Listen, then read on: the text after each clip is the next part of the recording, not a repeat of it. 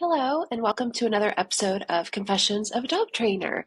Before I forget, because I love doing this as a hello to my dad, I've got my cup of Joe. I'll wait for you to get yours. Those of you who can see the video, I love these little cups, the little green flowers. Feels very retro. Okay, so this episode I thought it would maybe be interesting for some of you to hear about my biggest lessons that I've learned so far as a board and train trainer. I am primarily a board and train trainer. Trainer. Uh, this is my 6th year full time. I think I'm getting really close to my seventh, going into my 7th year. That is like my primary part of my business. And well, also, I think a big primary part of our business is our online resources. We have our ebooks, and I'm currently redoing our reactive dog handbook.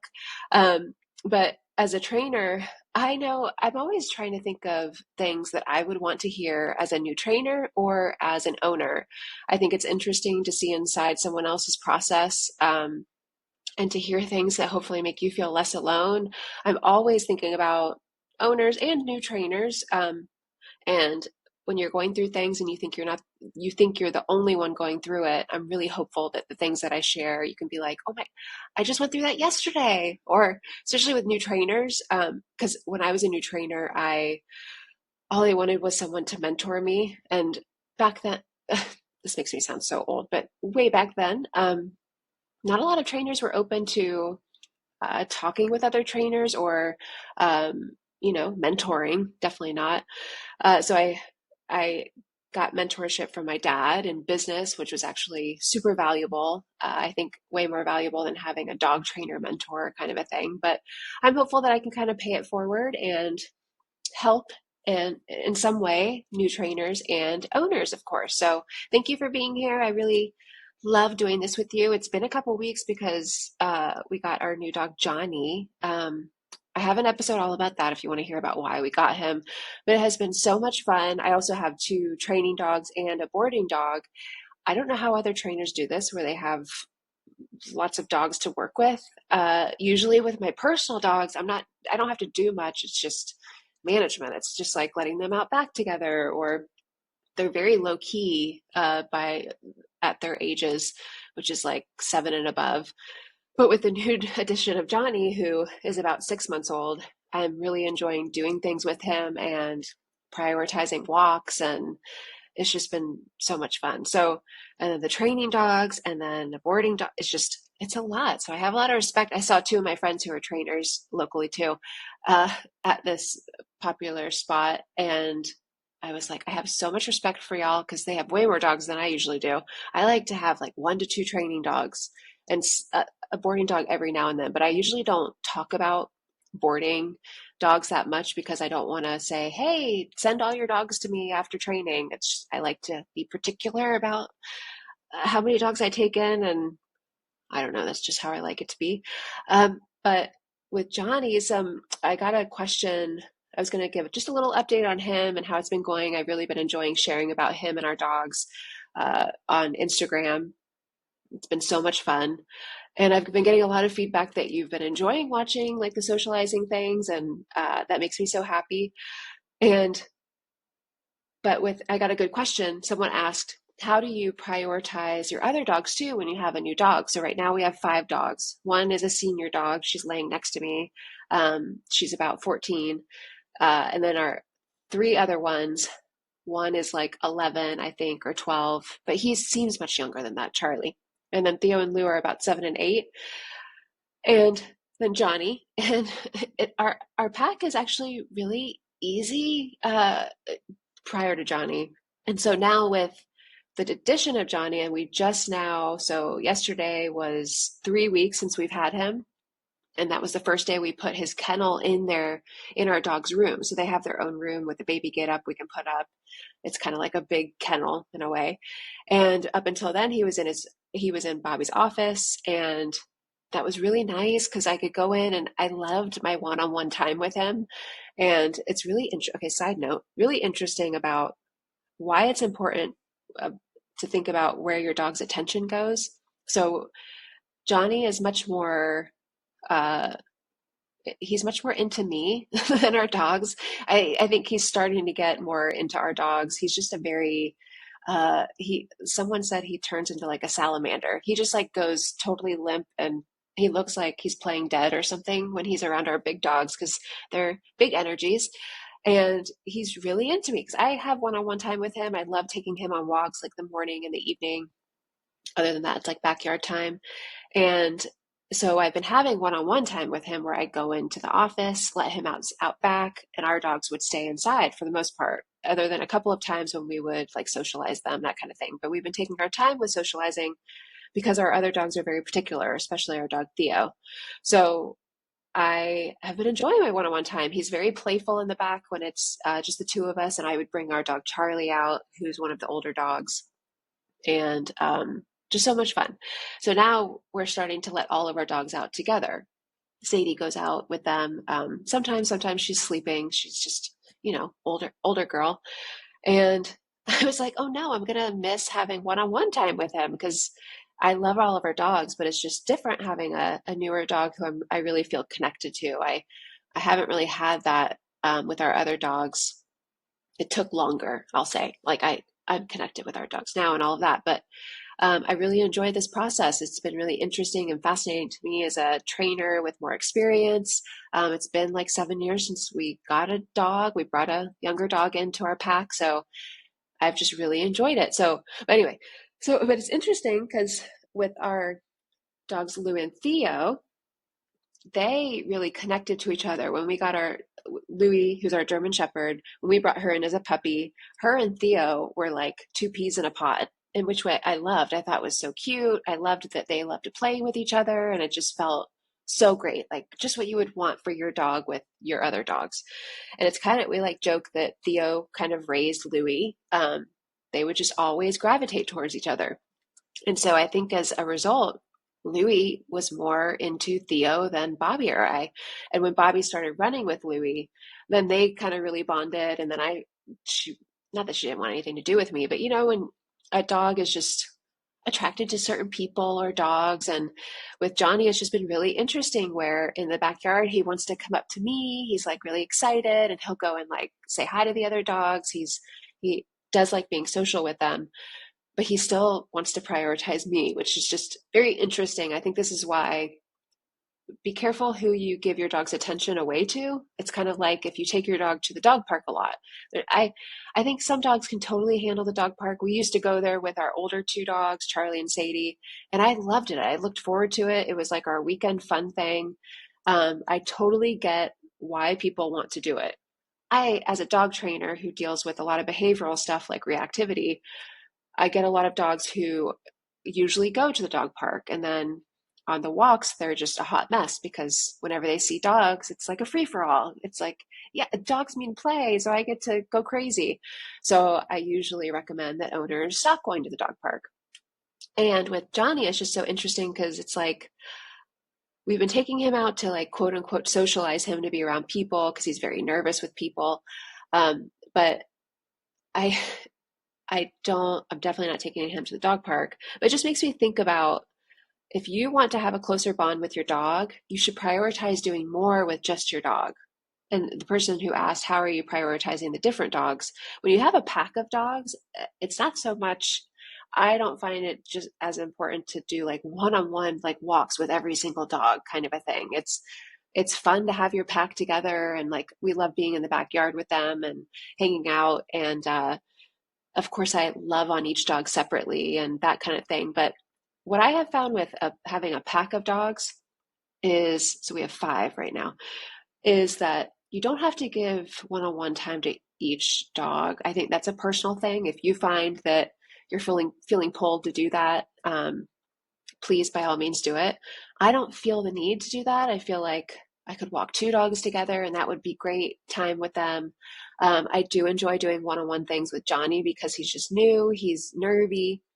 He's getting much more comfortable with our dogs, which I love. Like today we had a huge moment in the backyard where Theo, the dog I was the most nervous about introducing to Johnny, because we had a lot of like growling with Theo towards Johnny in the beginning. And that was just my biggest fear, that like, oh my gosh, Theo's going to hate him. And then then what are we going to do? Because I don't want to be a household that has separate packs. I don't want that. So today we had him in the backyard because now that Johnny's coming out with them, when we let them outside, I feel like he's getting more comfortable being around their energy. Like last week, Louis jumped in the pool and Johnny like ran onto the porch to hide. He was so nervous. So he's getting much more comfortable. And today we were in the back and Theo was in the grass and so was Johnny. And Johnny did his thing where he's like sits down next to Theo and starts licking his mouth. And Theo rolled on his back, which is a very vulnerable position for dogs. It can be very playful. Of course, all dogs are different. But when I see that from our dog Theo, it's like, oh my gosh, that is a great sign. This is great. He's like on his back and he's like playing with Johnny's face. And Johnny ended up getting on his back at one point, but it literally looked like he just played dead like a possum. It was so funny because Johnny is just, if you can go watch his highlight on my Instagram account. I've been trying to share as much as possible. And of course, that moment I didn't have my phone. But it was just so funny. He was just like laying there, like just playing dead as Theo was Theo was opening his mouth and Johnny would like put his head in Theo's mouth. It was just it's so fascinating to watch, but it's going really well with them, which is great. And Louie is just so easygoing, our German Shepherd. She really could care less, but she'll come up and sniff him and then run, and she'd much rather walk around and stuff. So that's going well. I'm super happy to say. It's been a slow process, but I'm really enjoying it. And I'm so, so happy. Bobby and I were just talking about it. Like, it seems almost unreal how well it's going. He's just a great temperament, and I'm so glad that it's like kept going that way. Because when I met him at the shelter, I was attracted to his temperament. It was, he was just very, not even just calm, but just like, I don't know. I described it in the episode about getting him. I think it's called the adoption blues or new dog blues. But luckily it's continued that way because it's not always like that, as many of us know. So that is going well. And thank you for following along on Instagram and getting excited with me and loving on him like I do. So that's been so much fun. Okay, so let's get into the episode, the meat and potatoes of the episode. Can I just say also, I love doing these podcasts with you. I feel like it just feels so, I don't know why it feels so natural to me to talk to you as if like you are my friends and we are just hanging out and I'm just catching you up on all the things. It really feels like this is something that I think, when you get those feelings of, it's like I've heard it called when you're in flow, when it just feels like this is what I like. I get that way with Canva, that's where I create my graphics and my ebooks and things. I could be in that forever. It's just, you get into a flow where I almost get lost in it because I love it so much. And I'm feeling that way about this. So thank you so much for being here and messaging me about the episodes and when maybe it's inspired you or you just enjoy listening to it. It means so much to me. I think feedback for anyone who shares and is open about stuff, it's like fuel to us. So I'll speak for myself. So I really appreciate it. Thank you so much. Okay, so my three, I'm going to say three. I might add a couple more. But my three biggest lessons that I've learned since becoming a dog trainer. Okay, let me go to my notes. I try to have some kind of outline to things. Okay, number one, some things take time. So I learned this early on. Well, no, not early on, but I remember when I was first doing the board and train, I felt like I was putting so much pressure on myself. And so this is a note to any new trainers. I hope you listen. I hope you absorb. I hope you believe me. I thought I had to turn out a perfect dog. And what I have found, like in the last year, I feel like the board and train to me has become the best it's ever been for me. And that doesn't mean like from the reviews I get, even though I love the owners I work with so much. I feel like I've gotten into a groove with it where, one, the owners know the expectations of this is a head start. I'm not turning out a perfect dog. It's not that you're never going to have to do anything. I've really learned things, what to look for when first talking with an owner, feeling confident enough to be really open about expectations. And I think that just comes with time. I should probably do a podcast episode on that, like a trainer masterclass or something. But I've learned along the way that expectations, being clear about them up front, is everything. Because when I was first getting into training, I was just excited to work with a dog and owner because I thought, well, if I can fix all these things with the dog, then I'm going to have a successful board and train business. And then I found, no, it's really about the owner. The more you can communicate with the owner, the better this stuff will be. And I do that to a fault, I'm going to say. So here's a little confession, just because it's a little bit embarrassing. Um, with the two training dogs I have, and now Basil and Gunner, I got them both in the first day. And the owner, when I talked to her on the phone about a month earlier, I felt like I really want to work with this owner. I don't even care if the dog's issues, I mean, there wasn't any like human aggression or anything, but the little one, Gunner, he hadn't bit someone. And usually to me, that's a little bit of a red flag, like, oh, well, that's something to think about. But he's a small dog. So I think a lot of us know how small dogs can be. It can be a little extra sassy, but I'm not, that's nothing new to me. So when she dropped them off, Gunner had a diaper on because he had surgery about a year ago. And so he has like, uh, it's kind of hard to stop him from going potty certain times. That wasn't even the part. I don't know why I'm mentioning that. But Basil, turns out he is one of the most nervous dogs I've ever worked with. I wasn't expecting that. I think there's only so much information I can get from talking with an owner and from the contact form. And so sometimes there are surprises. I can ask all the things, but I really don't know until I see the dog. And I don't meet dogs before the board and train. I kind of like being surprised, as crazy as that sounds. I find that I rarely would meeting a dog beforehand be helpful. It might have been helpful with this just um, because Basil is so nervous. I think like the third most nervous dog I've ever worked with.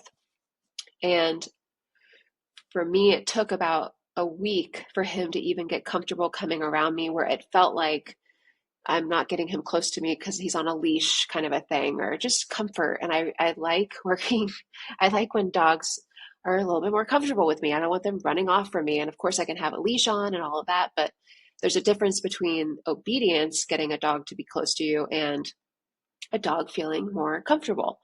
So that comes along with nerves. A lot of nervous dogs, that's just how they are. And that's part of it. I think that's really why I love working with nervous dogs. So anyway, okay, so day one, both of them are also not kennel trained. And so this is something I really prefer, but I talked with her.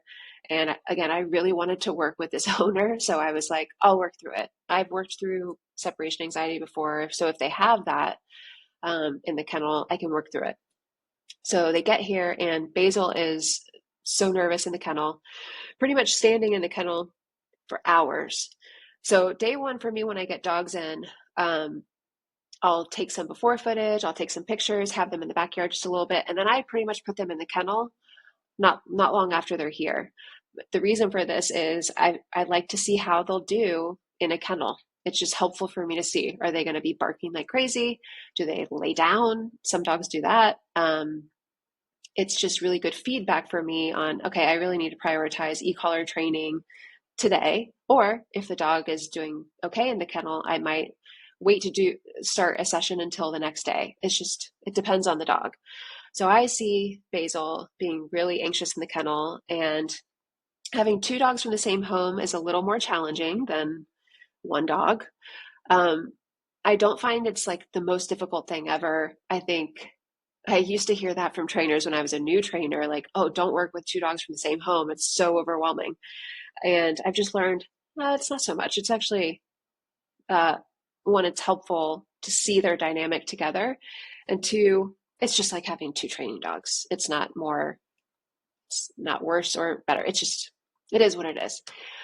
So my confession is, so I called Julie, or I texted her first, like, hey, no, I called her.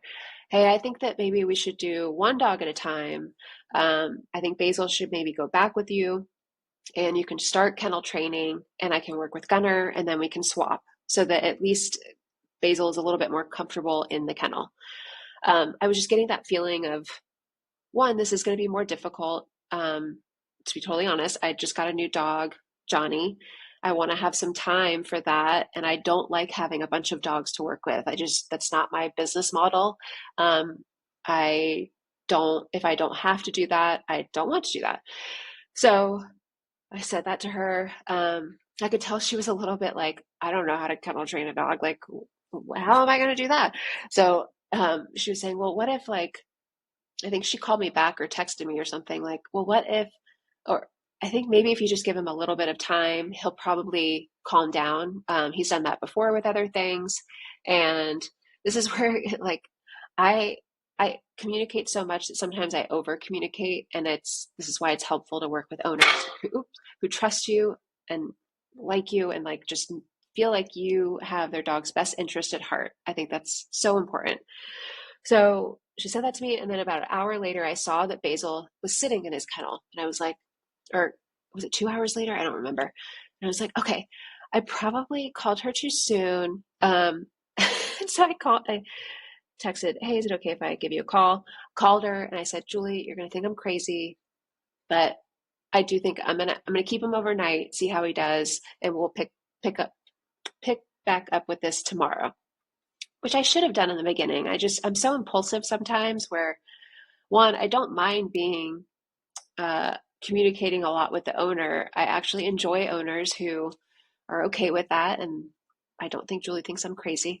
Uh, and so um, it was kind of something we could laugh about. And then the next day, sure enough, he got into the routine and he was getting more confident and not as nervous. So that's my little confession, though. Sometimes things happen where I felt a little embarrassed about it. I was like, oh my God, I told Bobby later, I was like, I shouldn't have called her. Like, what was I doing? Why didn't I just wait and just see how it went and then call maybe later if I had to? But it's me being me. That's just one of my quirks, I guess. But it's been such a great experience with them. But back to one of my biggest lessons learned, some things take time. Um, I'm keeping Basil and Gunner through this Friday. They were supposed to go home yesterday. Excuse me, water. Because with Basil and his nerves, I just wanted more time.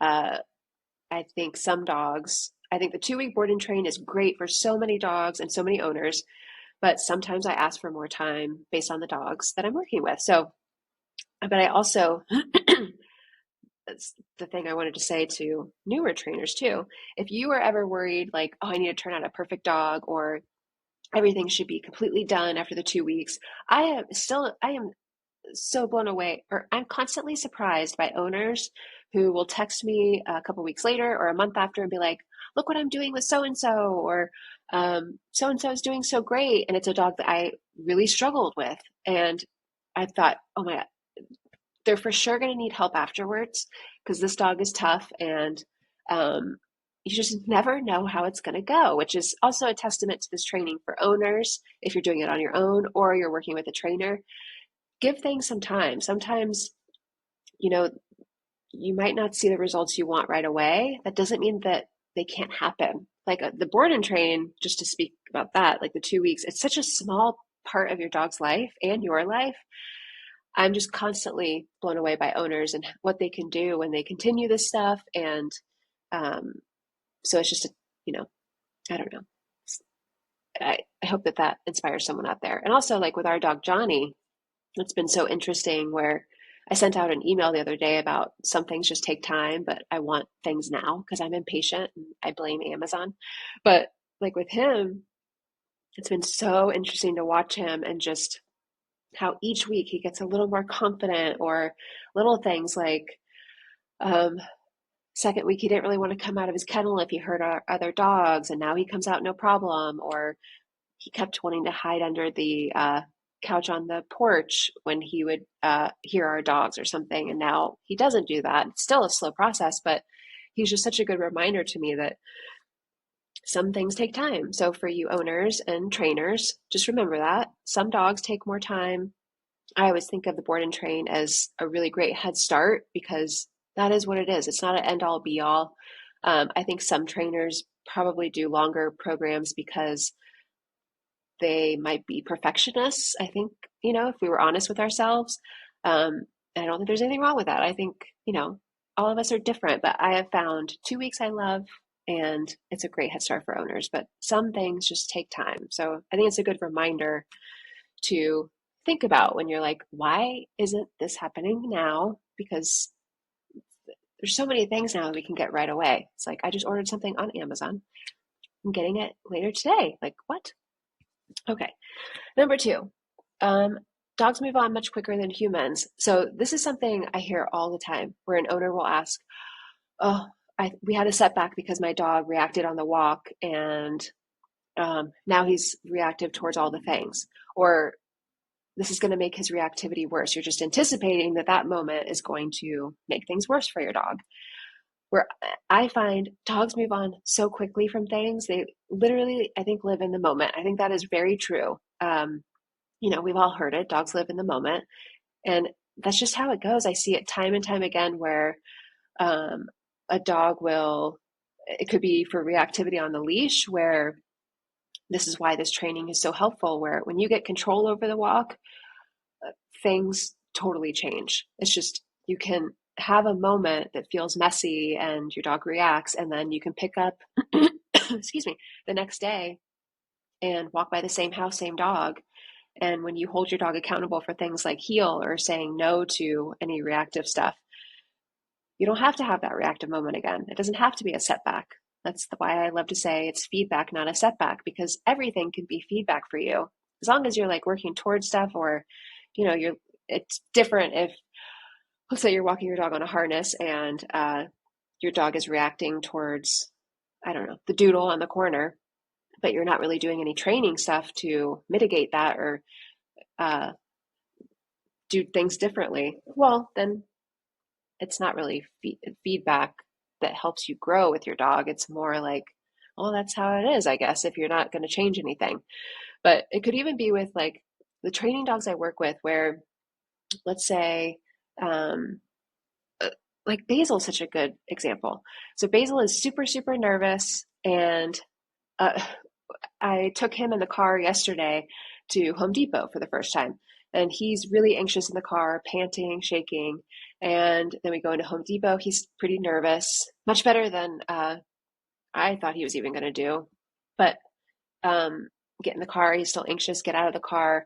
And then today we went and got into the van, where he gets really anxious because it's loud and bumpy, and like it just makes him anxious. He's in his kennel when we're driving.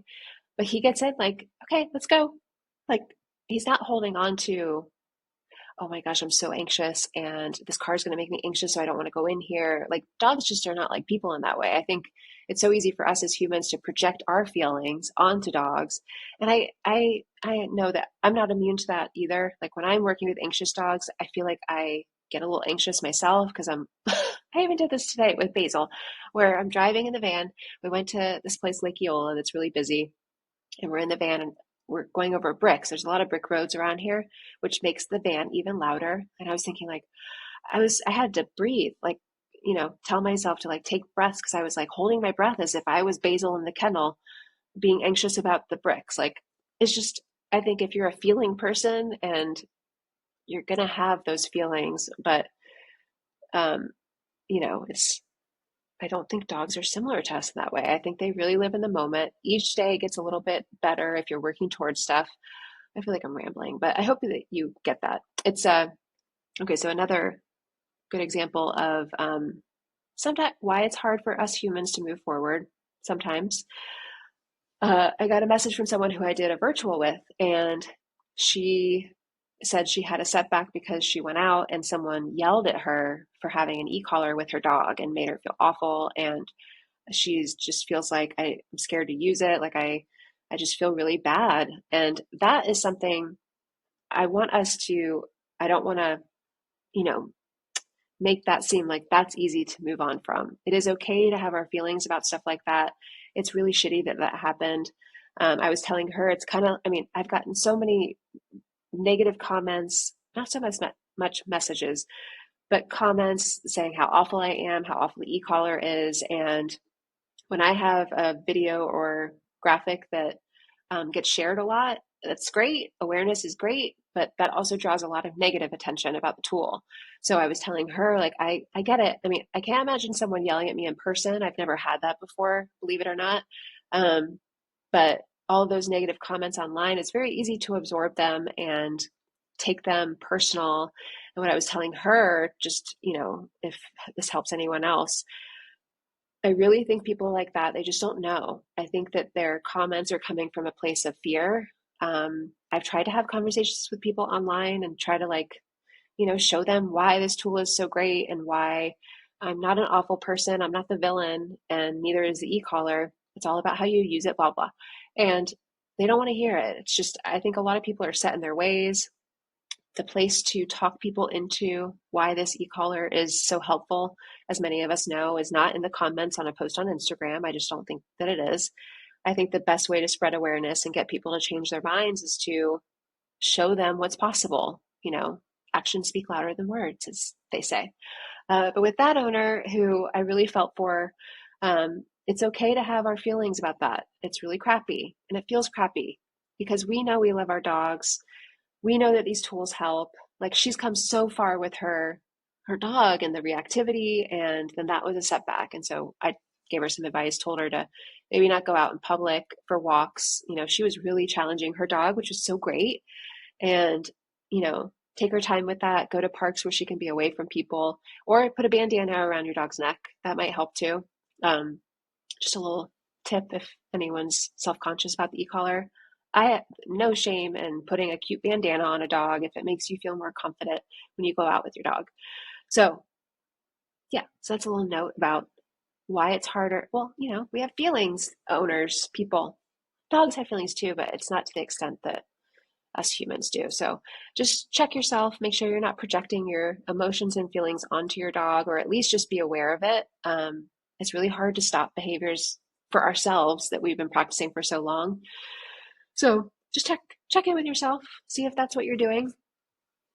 Okay, number 3, dogs crave routine and boundaries. So I got a great question from my current board and train owner, who we did the midway session and with Gunner and Basil. And I was having her use the e-collar because midway, we're still in teaching phase. It's like, it's just really good feedback for me to see how the dogs are with the owner. So I always tell the owner, hey, this is going to feel a little messy. I go out before I bring the dogs out so that we don't have the distraction of the dogs. I've learned this. I didn't do this the first few years, which it's so stressful when you bring dogs out and you haven't talked with an owner, and it's like so chaotic, and you're trying to keep things controlled and make the dogs look like they've learned something, and it's chaotic. So go out to talk to the owner before you bring the dogs out. Okay. So we were going, she had one dog, I had the other, and I was having her tap for certain things for heel.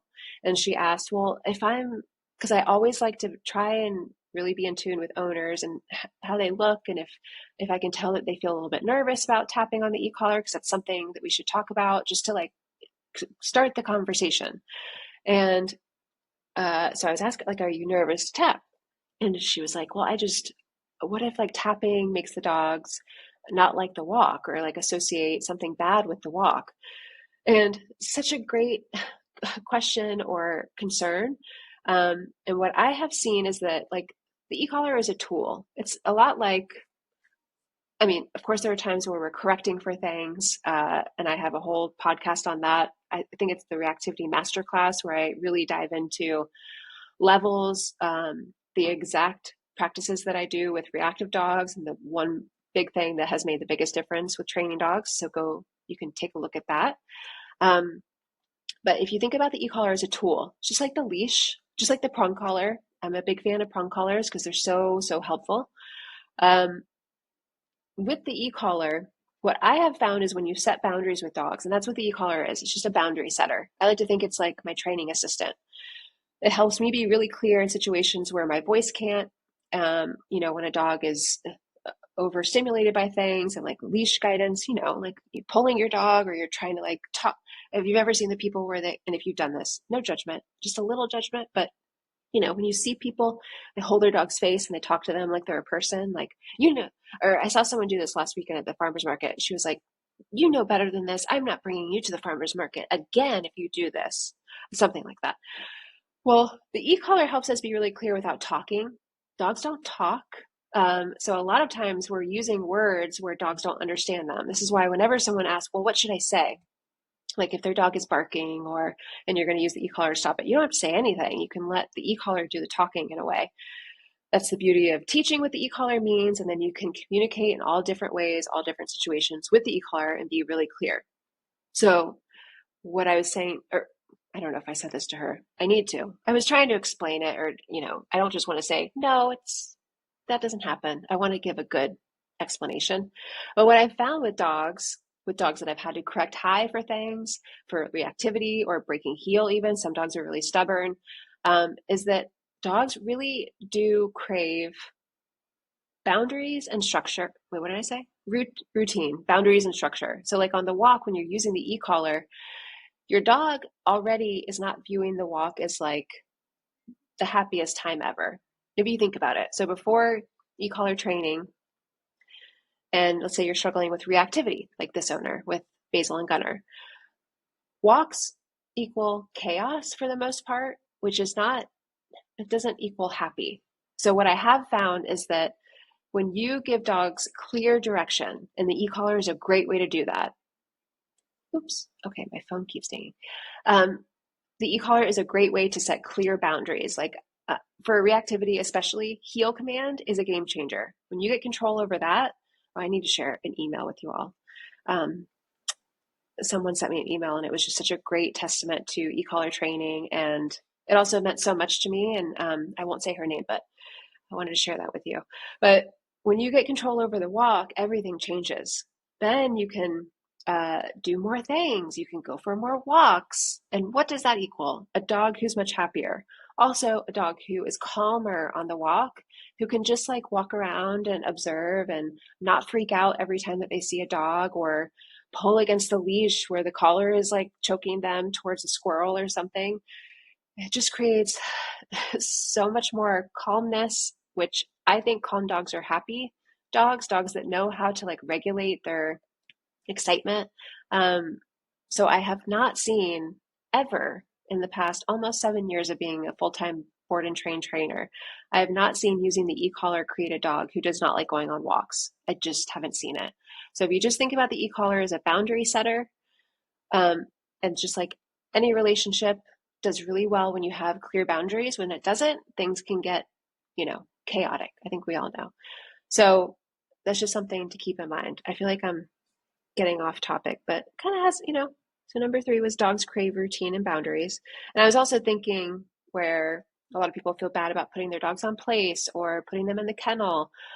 I'm telling you, it's so crazy. It's hard to even like describe. So, and I think this is why I love nervous dogs, because like with Basil, just the other day, I think it was Saturday, so it was almost 2 weeks in, where it's been very structured with the board and train dogs. That's just how our program is, where I'll do a couple sessions a day. We go for walks, of course, but there's a lot of downtime. There's kennel time and place time, and also holding dogs accountable for things like correcting for getting off of place when a dog knows place, or correcting for reactivity on the walk. And it's just so, I wish I could put this into a video and show you, but Basil started playing with me on Saturday. This person who, he was terrified of me the first week. And the second week, he was still really skeptical of me. And the thing that helped him feel more comfortable around me was having clear boundaries with him, was the training, was just changing our life where it wasn't him being able to do whatever he wanted, which led him to making whatever decisions he wanted to do, which can create chaos for a dog, to a dog who likes coming close to me, to the person who has used the e-collar to correct for things with him and who asked him to get into his kennel instead of being in the backyard all day. Like, he really likes being around me. And I just think it's a testament to this training and how dogs like someone who can lead them. And this training helps anyone become a leader, because when you create a more structured routine, doesn't have to be perfect, doesn't have to always be consistent, but I like to think of the different routines as like plug and play, where you can plug it in anytime during your day, no matter what your schedule looks like. and it will help your dog have consistent routines, which leads to a dog who knows what's expected. So it's just, I see it all the time. And this is also why anytime I get negative comments about the e-collar, because I get them a lot, is it's just not true what they're saying. They just don't know. And because I see all the time where dogs who come in super fearful, or, you know, they're not by the end of the program of e-collar training a dog. I'm using the e-collar every single day with them. So I don't know. I wish more people knew that. And I used to feel like, well, I want someone to understand this in the comments on my Instagram post. And now I have no desire to talk them into it. One, because when you put a comment or you comment back to someone who's being rude, or you can just tell by the tone in their comment, which you can totally tell that they're totally against what you're doing. And then you comment back, and then what do you do when you open up Instagram again? You're anticipating that they're going to come back with a comment, and it creates so much bad energy in your head that for me, it felt very toxic. And so, yeah, I would encourage y'all not to do that if, you get comments like that. But anyway, I know what's possible. I know what is true. And that is why I love doing these episodes and sharing the truth that I know, that I have experienced. That's all I can speak from is my own experience, in hopes that it encourages you. And I don't know, someone said the other day that, or she messaged me this morning, I think, where she said, we really got out of going on walks, or she got out of going on walks with her dogs who are e-collar trained, because the reactivity, it can just make her really anxious. And she said, but I got back into it because of the videos you've been sharing about the reactive stuff. I think the dogs I'm working with, or maybe the podcast, I don't know. But that's so encouraging to me, because I think sometimes you just have to hear someone else validate how you feel about this training, so that it can kind of, it's just so easy to hear the negative stuff and hold on to it. I know, and I'm going to say this forever, and I'm still going to hold on to the negative comment and think, well, why is that person saying that when maybe I got 10 other people saying how great something was, So I think that's just how our brains work. I think my dad always used to say our brains gravitate towards negativity. It's just like how they're wired. So I think it's helpful to talk about this as much as possible and hopefully encourage you even more. I wanted to share with you as we kind of head out. I still need to email her back.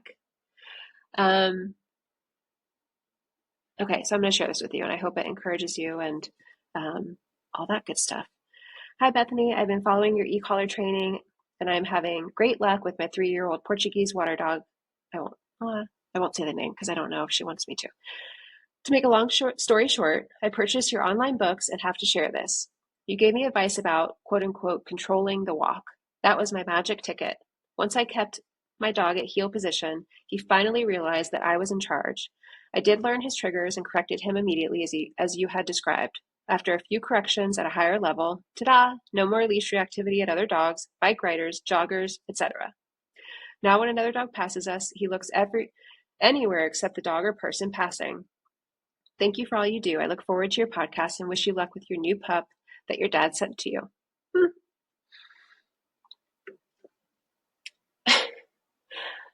Okay, well, that makes me feel a little so grateful.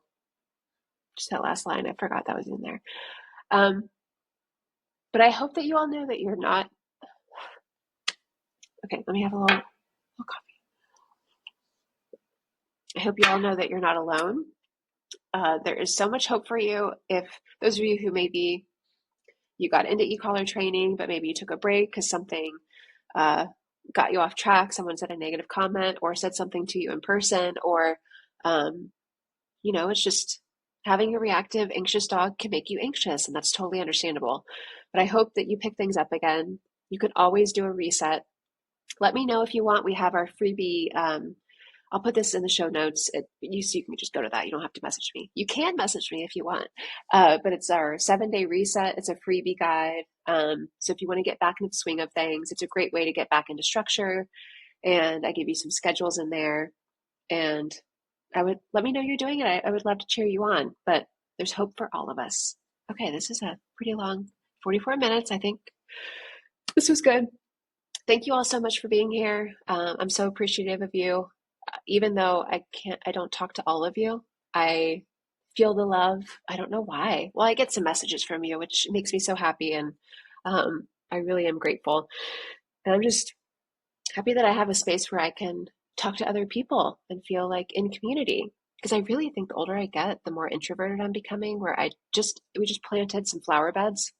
I went to a flower growing workshop and we planted the flower bed. Bobby made them, planted. There's already some sprouts. I really am wanting chickens, even though that is so ridiculous. Dogs are enough. But I'm like going out each morning and checking. And one of my best friends, she has the most beautiful garden in her backyard. And she was like, it's so therapeutic. You're going to love it. You're going to want more garden beds because you don't have enough room. And I'm already feeling that way. But anyway, I feel like this makes me social talking to you. So thank you for being here.